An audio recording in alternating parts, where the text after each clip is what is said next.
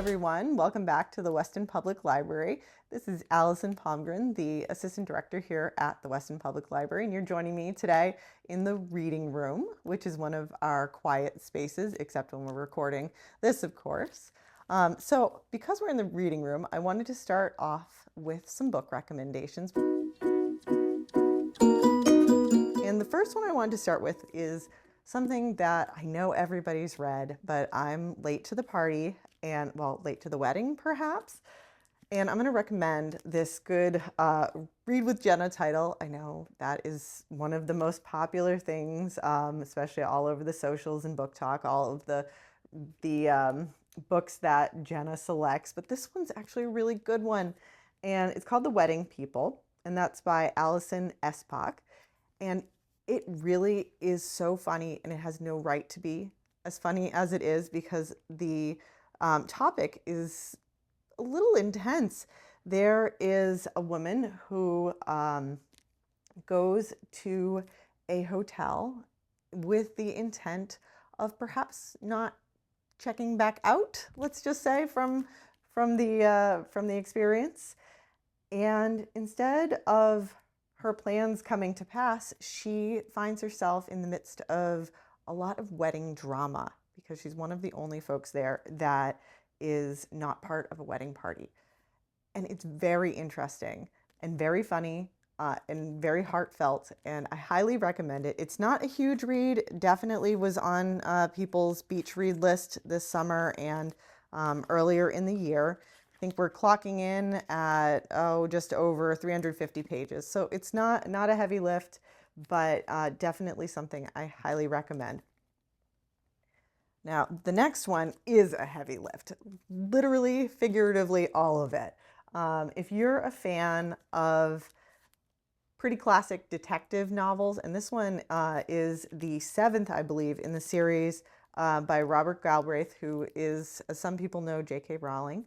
Writes her mysteries for adults as Robert Galbraith. This is The Hallmark Man. And this series follows a detective, Cormoran Strike, and his partner, Robin Ellicott, as they solve very complex mysteries. So if you want something straightforward with just a couple of people that it could be, don't want any twists and turns or surprises, this is not for you, because this is twists and turns, surprises. There's also some really great character development and building that has happened over the previous 6 books. You can pick it up here, that's for sure. But if you want to go back to the first one, The Cuckoo's Calling is what I would recommend. It really sets the scene with the characters. But just know over time that these characters have really, really been fleshed out in ways that are expected and unexpected. So if you're looking for what I think is the best in the series so far, The Hallmarked Man, although the last one was The Ink Black Heart, and that I thought could not be topped, and this one did it. So if you want a large book, these ones, the pages are really thin.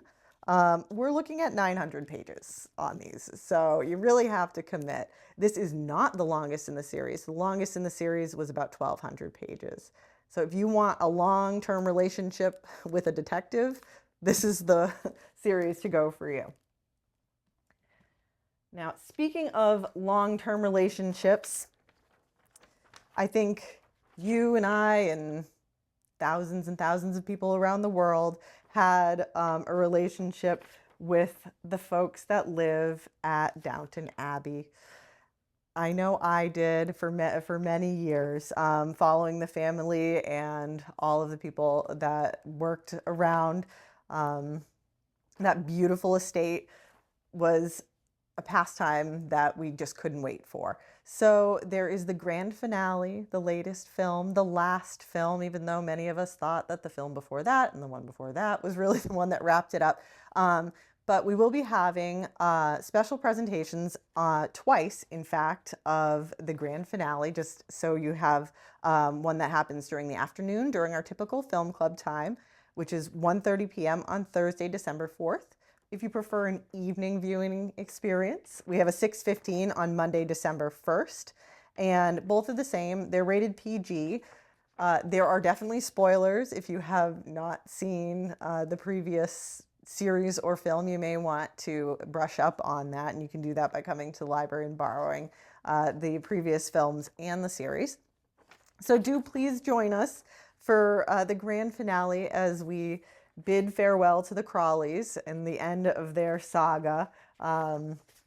Should be a good one. Now, I'm going to move a little bit in a different direction. Now we're going from film to music. And the library is a great place for music for more than one reason. Now, a lot of you know that we have a concert series that happens throughout usually the fall and the spring. We do take a break during the depths of winter, so nobody plans to come here and have a wonderful performance, and then we get snowed on. So we have another one coming up for our fall season. But beyond that, we also have begun a little bit of a listening program. Now, and this happens on select Sundays. You'll be able to see the list in our calendar. This one is just for the November listening group that we have. Now we have a local resident, Mike, who hosts this listening group, and it's right here, in fact, in the reading room. And they'll listen to a couple of albums, talk over the different elements that are involved in the albums, and then kind of just have a good little time discussing music, a little bit of nostalgia. So this last one that we have, it features some things. We have the Talking Heads, we have Bob Dylan, and my favorite, David Bowie here with Ziggy Stardust. So this is a really great little mix of music, classic rock in this one. So talk a little bit about trivia, listen to a little bit about the music, and enjoy. And again, that's select Sundays, so check our calendar for that one. Now, if rock and roll is not your thing and you want to go back to classical, we have our Opera for Everyone program with Erica. As many of you that have attended her programs before, she is an opera expert. And this month in December 10th at 1:30 p.m., she'll be bringing an opera by Umberto Giordano. Wow, that's a good one. Andrea Chenier, I believe, is the name of this one. And so it's listening to some things. There's a presentation also talking about the elements of the opera. Please come early because it does fill up. So if you want a good seat, get here by about 1:15. There will be room, but you may not have the best seat in the house. So that happens again on December 10th. Now, the last thing that I want to talk about with music is our library of things. And you might see something here that is from my childhood and my past, the good old cassette player. Now, I don't know how many of you have cassettes in your life, but I have a lot of them. And they all start with a DJ intro to a song I was hoping to record off the radio, don't tell anybody, as a teenager. Then some laughter from my friends as we tried to record things. Mixtapes. They're so classic and so nostalgic, but who has a tape player? Almost no one. So if you want to listen to those, we do have some of the older, antiquated technology that would allow you to not only listen to them, but transfer them to digital. So this one is just to listen, find out what's on them before you know if you want to transfer everything and go to the whole time expense. No, there's no cost to do it because you can borrow these from the Library of Things. So we have things like this. We have CD player boomboxes as well. And VHS to DVD converters if you're into the video media. So definitely come and check those out. Now, on the other side, if you don't want to just listen, but you want to, belt it out, we have things like this. We have portable sound systems for your parties to do karaoke. We do have karaoke machines. We have 2 of those as well. This one has a microphone as well as the big speaker unit that you can have for your block party or whatever you have going on, even indoors as well. And so you can bring a sound system with you. Now, we did recently have a staff person have a party at home that used this as a karaoke machine because they were able to use the words on their Spotify account to have a little karaoke fun, and then hook up their phone to this device here, because it also comes with an aux cable, so you can do it that way. So really fun thing here. Now, if you are looking to get your kids more into music, we do have things like a whole keyboard. I didn't bring it with me because it's over on the other side of the library and it's a full keyboard, so it's huge. But we also have music learning kits. Now, this one's a little noisy to have. It's a musical instrument kit, and these are all percussion instruments.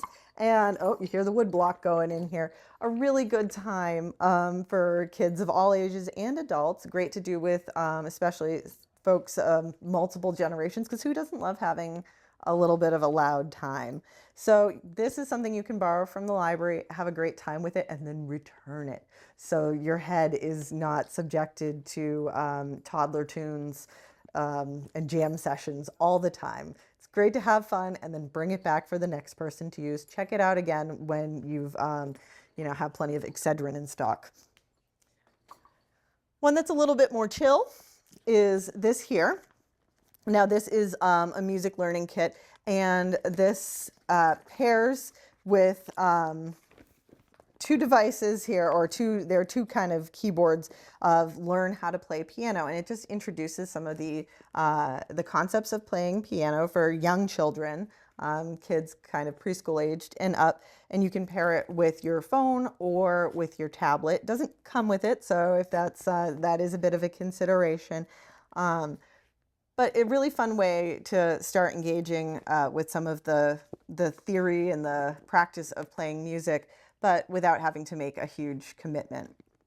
So you'll want to look in our library of things for all of our learning kits, but I just wanted to highlight some of the fun things that we have that revolve around music, and we hope that you come to the library and realize that it's not only a place for quiet study, but also for joyous music. Hope to see you here.